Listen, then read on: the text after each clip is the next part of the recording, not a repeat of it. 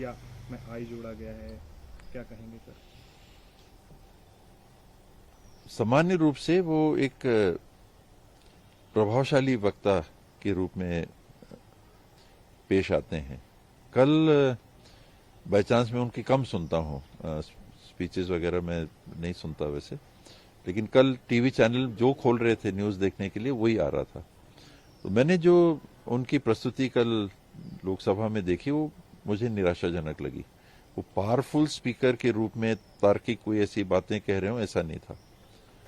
हल्के लेवल की बातें हो रही थी, वो कुछ बोलते थे इसका मतलब क्या है, तो हाउस अपने सत्ता पक्ष की तरफ ये है, ये क्या है, ये है, ये क्या है, ये मतलब वो रिपीट करवा रहे थे। कोई प्रभावशाली तरीके से तार्किक आधार पे कोई बात कर रहे हो कल मुझे एकदम नहीं दिखा, तो वो मुझे निराशा हुई। उस नाते मुझे तो खुश होना चाहिए कि उनका प्रभाव ही नहीं लगा मुझे। और दूसरी बात जो आपने कही इंडिया शब्द के इस्तेमाल का, तो इसमें चिंतित हो गए कि ये इन लोगों ने एक ऐसे अलायंस का नाम दे दिया जो देश से जुड़ रहा है। और पिछले 2 महीनों से हम लोग यही सुन रहे हैं कि किसी तरह से ये इंडिया वाली जो बात है इसका कटाक्ष करो, कि लोगों के दिमाग में ना ये बैठे कि ये तो ऑल इंडिया लेवल का कुछ अलायंस बन रहा है। ये अलग है, वो अलग है। बंगाल में टीएमसी और कम्युनिस्ट पार्टी और कांग्रेस आमने सामने है, तो दिल्ली में आम आदमी पार्टी और कांग्रेस और बीजेपी आमने सामने है। कहीं पर ऐसा है, कहीं पर ऐसा है, कहीं जेडीयू है तो कहीं आरजेडी है। वहां पहले आमने सामने थे, अब एक हैं। कहीं शिवसेना है, कहीं एनसीपी है, बीजेपी है, कांग्रेस है, अभी ये इनके साथ है, अभी वो उनके साथ है। ये गठबंधनों का ये एक ना हो जाए। डीएमके है, ये डीएमके है, पहले अलग दिखते थे, कभी किसी से अलाइन हो गए, कभी किसी से अलाइन हो गए। लेकिन एक गठबंधन का हिस्सा राष्ट्रीय स्तर पे दिखे जो एकाध से ज्यादा दिख रहा है, 2-4 से ज्यादा दिख रहा है, ये उनके लिए बड़ी चिंता का एक विषय बन गया कि वाकई में अगर ये 543 सीटें जो लोकसभा की हैं, इनमें इन लोग किसी तरह से वोट का बंटवारा रोक के चुनाव लड़ सके एक साथ, तो हमको तो 36-38% वोट मिलते हैं। 38% वोट पाके हम 303 विधायक सांसद हम जीते हुए हैं। और सहयोगी दल है उनका जोड़ लें तो 328-340 के आसपास दिख रहे हैं, 330 के आसपास दिख रहे हैं। 38% वोट शेयर, तो इसमें बाकी लोग जुड़ जाएंगे तो 62 हो गया, तो ऐसे ही हम हार जाएंगे।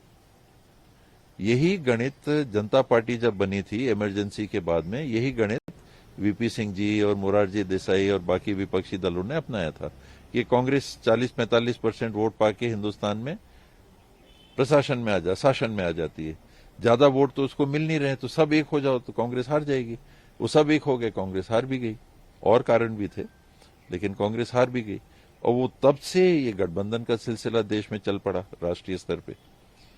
उसके पहले उतना देखने को नहीं आता था। कांग्रेस पहले अकेले लड़ती रही, यूपीए बनी, एनडीए बनी, जनता पार्टी टूटी, फिर एनडीए बन गई, लेकिन कांग्रेस ने विचार रखा कि नहीं, हम अलग ही लड़ेंगे, सब जगह हम लड़ते हैं, अलग ही लड़ेंगे, रीजनल पार्टी से समझौता नहीं करेंगे। फिर दिखने लगा कि इसमें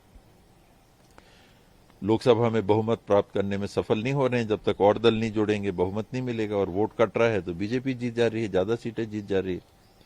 तो अंततः एनडीए हुआ, कांग्रेस एनडीए हुआ, कांग्रेस यूपीए हुआ, उसमें भी सफलता संख्या के दम पे नहीं दिख रही है।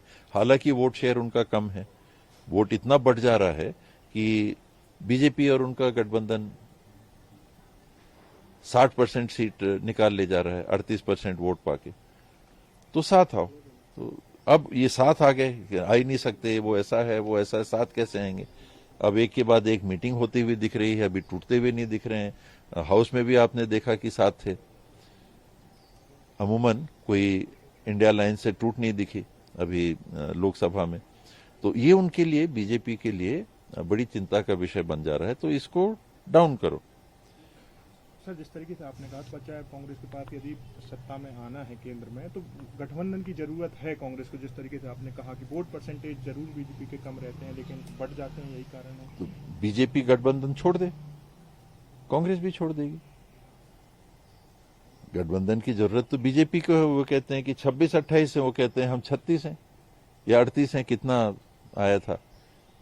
जिन पार्टियों की सीट भी नहीं है वो भी अलायंस उनके हैं। ठीक है, आपका जो भी अलायंस है तो आप भी अलायंस छोड़ दो। सब पार्टियां अलग अलग लड़ेंगी चुनाव, ना तो चुनाव के पहले अलायंस होगा ना चुनाव के बाद में अलायंस होगा। तो सबको स्वीकार है, कांग्रेस भी स्वीकार कर लेगी। राहुल गांधी ने लोकसभा में कहा कि बार बार प्रोजेक्ट किया जा रहा है, पुरानी इमारत जिस तरीके से होती है बार बार कलर किया जाता है, इस तरीके से जो नेशनल कांग्रेस है वो पुरानी हो चुकी है और यहाँ पे राहुल गांधी प्रोजेक्ट किया जा रहा है, क्या कहेंगे? कौन सी इमारत है दुनिया में जिसमें कि रंग रोगन नहीं होता है? नरेंद्र मोदी जी एक ही प्रकार का कपड़ा पहनते हैं क्या? एक ही प्रकार की दाढ़ी रखते हैं क्या? कभी दाढ़ी नहीं थी, अभी दाढ़ी हो गई, बीच में इतनी लंबी दाढ़ी थी, अभी फिर कट हो गई है। कौन अलग अलग प्रकार से पैकेजिंग नहीं करता है? कौन अलग अलग प्रकार से अपने घर की सफाई या रंग रोगन नहीं करता? सब कोई करते हैं। उनको राहुल गांधी जी से उनको बहुत प्रेम है, बार बार राहुल जी को याद करते हैं। अब अधीर रंजन चौधरी को सस्पेंड किया गया सर, उस पर मोदी पर उन्होंने टिप्पणी की थी। फ्रैंकली मैं देख नहीं पाया, फॉलो नहीं कर पाया कि टिप्पणी क्या की थी। वो स्पीकर साहब का विवेक है और उनका अधिकार है।